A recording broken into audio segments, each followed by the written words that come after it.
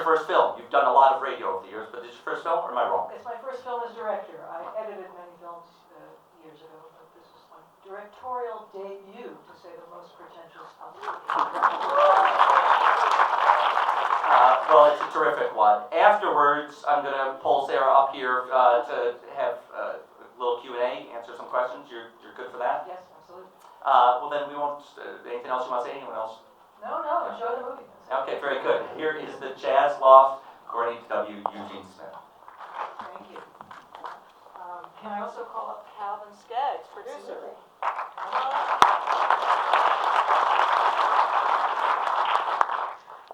So I know that this story you originally told as a radio series. Can you talk about the process? Not to say it was ever easy, but it was maybe a little easier for radio, because for the radio series we made episodes between 6 and 20 minutes in length, and it didn't require somebody sitting in a theater and carrying it through for a full-length movie. And that was the wonderful thing about it. It was a kind of 360-degree look at all the elements, and each element could be an episode. The movie had a different narrative demand, and we tried to satisfy that. Also, she had to deal with not just 4,000 hours of recordings, but 40,000 photos Smith took in that lot. Yeah.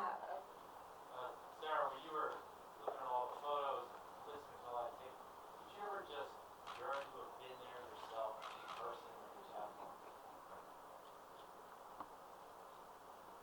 Did I yearn to have been there myself? Not necessarily.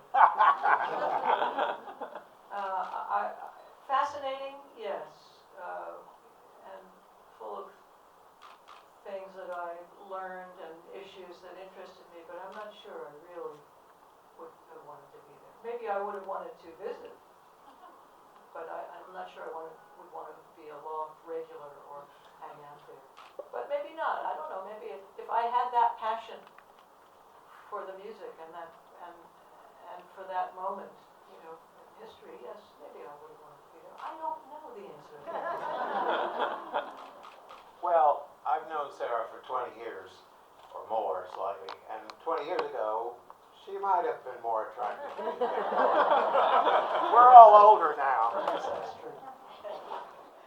When you were originally creating the radio project, did you see this as a potential film project at the time? And when you came to it as a film project, did that medium shift the way you wanted to tell Yes, the story? absolutely.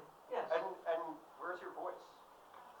In the movie? Well, because when you hear the radio project, that's an integral. Well, the radio needed it. The radio couldn't have been done with these many voices. It needed a person. It needed a guide and a narrator. And I thought the pleasure of making a movie would be that the people who were there and the people who know about it could take you through it without necessarily having a narration. And I think I prefer it. But for radio, yes, I thought about it completely differently. And it was too scary. When I was doing the radio project, it was too scary to think it could be a film. So it was just, you know, just a focus on dealing with the audio, which was enough to deal with so much. There was so much material. And so, you know, to tell the stories and figure it all out was formidable. But yes, then to get the narrative and also to bring Smith into it. There was really not very much about Smith himself in the radio series. So to bring him into it was an absolute necessity. I think one story is not nearly as interesting without the other. Together they're pretty fascinating. If the building is still there, is the smell still there? I would think probably it is. Yeah. I don't know. Right here in the middle. Hi, Sara. Hi. How did he support himself? Was it just by pawn shopping things? He worked a little bit on other projects. He also taught. He gave classes in the Loft.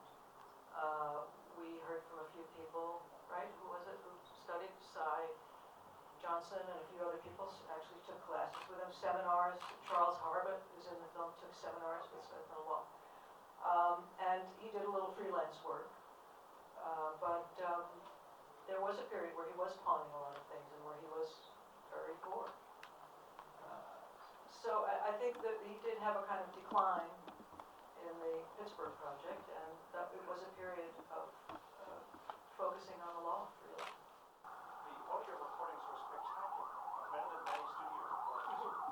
And the method that he invented of putting the microphone at a floor level, in other words, the microphone just peaking above the floor, is an actual recording technique that wasn't really developed until 30 years later, called boundary recording. And the sound is actually spectacular. He really had a genius for the sound. Well, the other thing that I would say about that, the other amazing thing, that was also many, many decades ahead of its time, is that he made the recordings, and then he took the tape reels and put them in the box, and just put them away, tails out.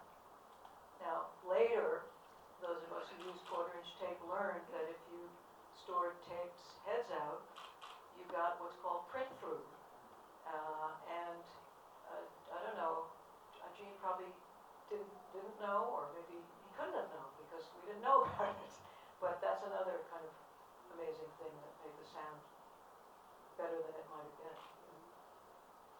We have time for 2 more questions. Gentleman in the back. Is there any evidence of what Smith, or that he had any intent to do something with all of these tapes? Why he was doing this? Was it just creating an archive? Or was it going to do a project? That's the mystery. That's the fascinating and seductive mystery of this whole thing. We don't even know what he thought he was doing. He said he was doing a book, maybe, but then we don't know what he intended to do with 4,000 hours of audio in the book. So, that's what kept me going for all these years. What was he doing? Will these tapes or recordings be accessible to the public in any way? We hope so.